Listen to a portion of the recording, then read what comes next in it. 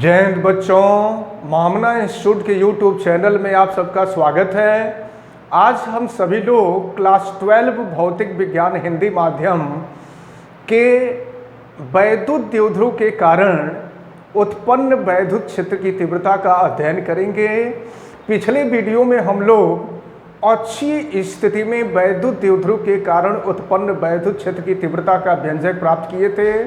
आज हम लोग वैद्युत द्विध्रुव के कारण निरक्षीय स्थिति में, जिसे हम विषुवतीय तल या अनुप्रस्थ स्थिति भी कह सकते हैं, तो हम लोग पढ़ने जा रहे हैं वैद्युत द्विध्रुव के निरक्षीय या विषुवतीय या अनुप्रस्थ स्थिति में वैद्युत क्षेत्र की तीव्रता, intensity of electric field due to electric dipole in equatorial और ब्रॉड साइड ऑन पोजीशन। हम लोग वैद्युत द्विध्रुव के कारण निरक्षीय स्थिति में वैद्युत क्षेत्र की तीव्रता का व्यंजक प्राप्त करने जा रहे हैं। हम डेरिवेशन शुरू करें इससे पहले आप वीडियो को लाइक कर दें, अधिक से अधिक छात्रों तक इसको शेयर कर दें ताकि अधिक से अधिक स्टूडेंट इसका अध्ययन कर सकें और फिजिक्स के अच्छे जानकार हो सकें। चैनल को सब्सक्राइब नहीं किए हैं तो चैनल को सब्सक्राइब भी करें और कमेंट भी करें, बेल आइकन को भी प्रेस करें। हम शुरू करने जा रहे हैं वैद्युत द्विध्रुव के कारण विषुवतीय तल या निरक्षीय तल या अनुप्रस्थ स्थिति में उत्पन्न वैद्युत क्षेत्र की तीव्रता। माना कोई वैद्युत द्विध्रुव AB है जिसकी लंबाई 2L है। वैद्युत द्विध्रुव के A सिरे पर -q कूलाम का आवेश और B सिरे पर +q कूलाम का आवेश है। वैद्युत द्विध्रुव के मध्य बिंदु O से निरक्षीय स्थिति में, निरक्षीय स्थिति क्या मतलब क्या होता है? अगर ये वैद्युत द्विध्रुव है और हमने आपको पिछले वीडियो में पढ़ाया था कि अगर ये वैद्युत द्विध्रुव है और अगर हम वैद्युत क्षेत्र की तीव्रता इधर के तरफ निकालते हैं या इधर के तरफ निकालते हैं तो उसको हम कहते हैं अच्छी स्थिति, और अगर हम यहाँ से आगे के तरफ या पीछे की तरफ निकालते हैं तो इसको हम कहेंगे निरक्षीय स्थिति या विषुवतीय स्थिति। तो इसको हमें आज ध्यान से समझना है। तो चलें ध्यानपूर्वक देखें। इस वैद्युत द्विध्रुव के मध्य बिंदु O से निरक्षीय स्थिति या विषुवतीय स्थिति में स्थित स्मॉल r दूरी पर स्थित कोई बिंदु P है जहां वैद्युत क्षेत्र की तीव्रता E ज्ञात करनी है। और देखें ये जहां से यहाँ की टोटल लंबाई अगर 2L है और ये मध्य बिंदु O है तो आधी लंबाई स्मॉल l हो जाएगी। और पाइथागोरस प्रमेय से अगर हम निकालें तो यह दूरी अगर स्मॉल l है, यह दूरी r है, तो पाइथागोरस प्रमेय से यहाँ का डिस्टेंस √r² + l² हो जाएगा। और उसी तरह से यहाँ का डिस्टेंस भी अगर हम निकालें तो यह दूरी स्मॉल l, यह दूरी स्मॉल r है, तो पाइथागोरस थ्योरम से ये भी √r² + l² हो जाएगा। हम मान लेते हैं कि +q कूलाम के आवेश के कारण बिंदु P पर उत्पन्न होने वाला वैद्युत क्षेत्र की तीव्रता E1 है और -q कूलाम के आवेश के कारण बिंदु P पर उत्पन्न होने वाली वैद्युत क्षेत्र की तीव्रता E2 है। आपको पता है कि बिंदु आवेश के कारण उत्पन्न वैद्युत क्षेत्र की तीव्रता का व्यंजक E = 1/4πε0 और ये होता है Q/r²। याद रखे रहिएगा, जहां r आवेश से बिंदु P के बीच की दूरी होती है। अगर हम यहाँ से E1 की वैल्यू निकालें तो ये 1/4πε0 Q/r के जगह पर यहाँ से यहाँ का डिस्टेंस ये है √r² + l² का स्क्वायर कर देंगे, रूट हट जाएगा। तो ये हो गया आपका E1 = 1/4πε0 Q और ये हो जाएगा r² + l²। ये इवन हो गया।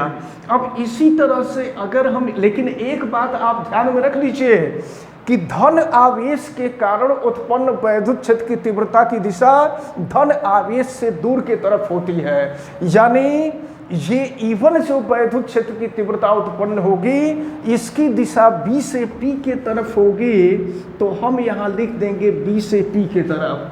अब इसके बाद अगर बिल्कुल इसी तरह से E2 की वैल्यू निकालें तो 1/4 पाई एप्सिलॉन नॉट और Q अपान R के जगह पर यहाँ भी हो जाएगा √R² प्लस L², और अगर हम इसका स्क्वायर कर देंगे तो ये हो जाएगा R² प्लस L²। और देखिए ऋण आवेश के कारण उत्पन्न वैद्युत क्षेत्र की तीव्रता की जो दिशा होती है वो ऋण आवेश के तरफ होती है। इसका मतलब ये हुआ कि इस वैद्युत क्षेत्र की तीव्रता की जो दिशा होगी वह P से A की तरफ होगी।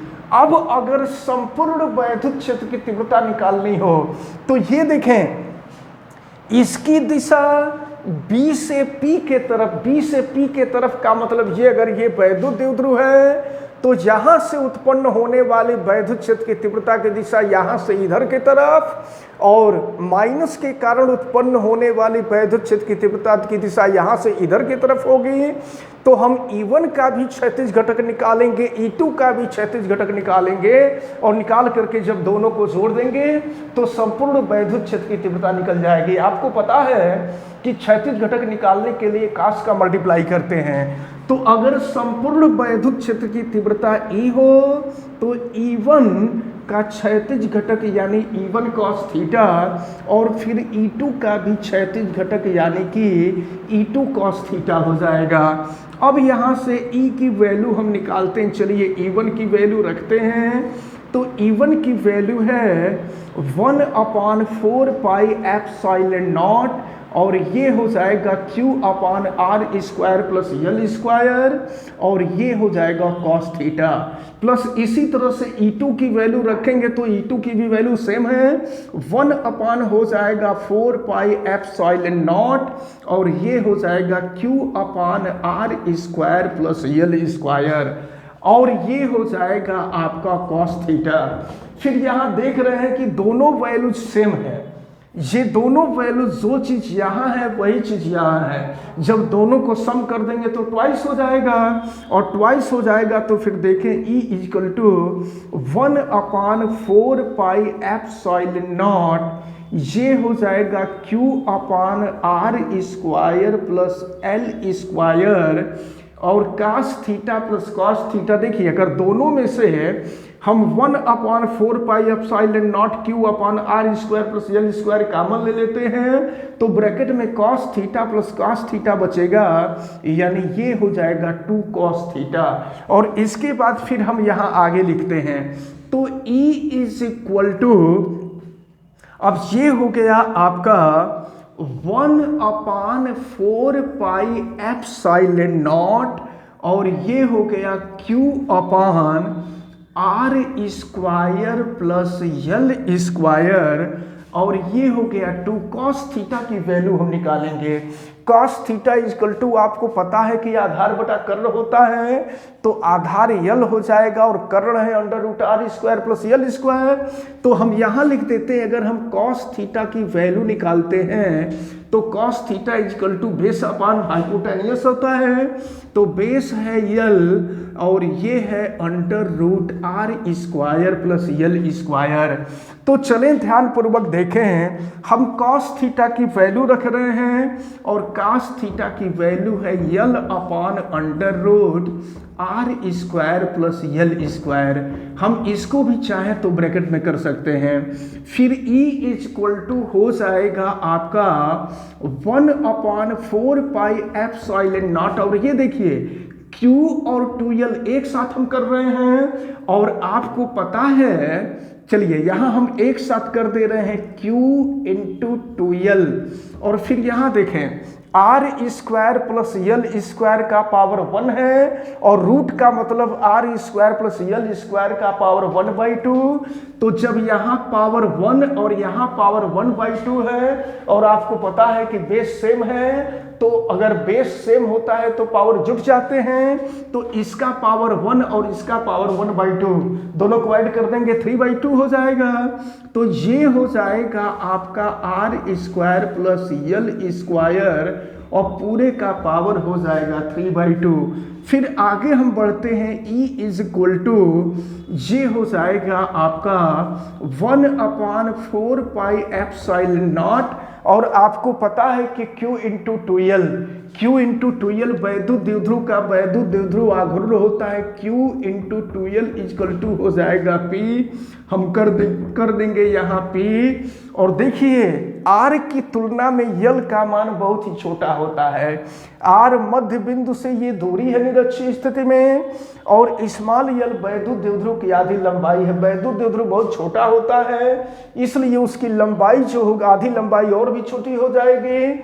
तो R की तुलना में L बहुत ही छोटा होता है, और जो राशि छोटी होती है उसको हम नेग्लेजिबल कर देते हैं, उसको हम निगलेक्ट कर देते हैं। L² को निगलेक्ट कर दिए, तो बचा ये R² और इसका पावर हो गया 3/2। तो 2 से 2 कैंसिल हो जाएगा। E = हो जाएगा 1/4πε0P, और यहाँ बच गया R³। तो इस फार्मूले को आप लोग अच्छी तरह से याद रखे रहेंगे।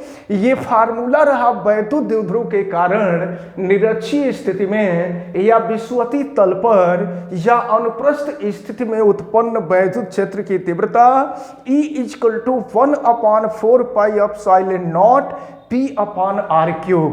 आप चाहें तो यहाँ वैल्यू भी रख सकते हैं 1/4πε0 का, और आपको पता है कि 1/4πε0 = 9 × 10⁹ न्यूटन मीटर स्क्वायर पर कूलम स्क्वायर होता, हम रख देते हैं। तो E = हो जाएगा आपका 9 × 10⁹, और ये हो जाएगा P/R³। तो इस फार्मूले की सहायता से अगर हमें वैद्युत द्विध्रुव आघूर्ण P मालूम हो और ये दूरी R मालूम हो, तो हम लोग वैद्युत द्विध्रुव के कारण उत्पन्न वैद्युत क्षेत्र की तीव्रता का व्यंजक की वैल्यू वैद्युत द्विध्रुव के कारण उत्पन्न निरक्षीय स्थिति में वैद्युत क्षेत्र की तीव्रता की गणना हम बड़ी आसानी से कर सकते हैं। और याद रखे रहेंगे कि वैद्युत क्षेत्र की जो दिशा होती है वह धन आवेश से ऋण आवेश की तरफ होती है। अगर निरक्षीय स्थिति में आप वैद्युत क्षेत्र की तीव्रता ज्ञात किए हैं, तो वैद्युत क्षेत्र की तीव्रता की जो दिशा होती है धन आवेश से ऋण आवेश की तरफ, तो यानी B से P और फिर P से A की तरफ, यानी वैद्युत क्षेत्र की तीव्रता की दिशा धन आवेश से ऋण आवेश की तरफ होती है। ये एक महत्वपूर्ण डेरिवेशन था। अच्छी स्थिति और निरक्षीय स्थिति दोनों में से एक बोर्ड के एग्जाम में आपसे पूछा जाता है। ये डेरिवेशन काफी इंपॉर्टेंट है, इसको आप सभी लोग अच्छी तरह से तैयार किए रहिएगा। और हमें उम्मीद है कि आप सबको अच्छी तरह से ये डेरिवेशन समझ में आया होगा। आप अच्छी तरह से समझते रहें, वीडियो को लाइक करें, अधिक से अधिक स्टूडेंट तक इसको शेयर करें ताकि अधिक से अधिक बच्चे इसको पढ़ सकें। और कमेंट भी आवश्यकता समझ में आने पर कमेंट भी करें। चैनल को सब्सक्राइब नहीं किए हैं तो सब्सक्राइब भी करें, बेल आइकन को भी प्रेस करें। आप सभी लोगों को बहुत बहुत धन्यवाद। जय हिंद।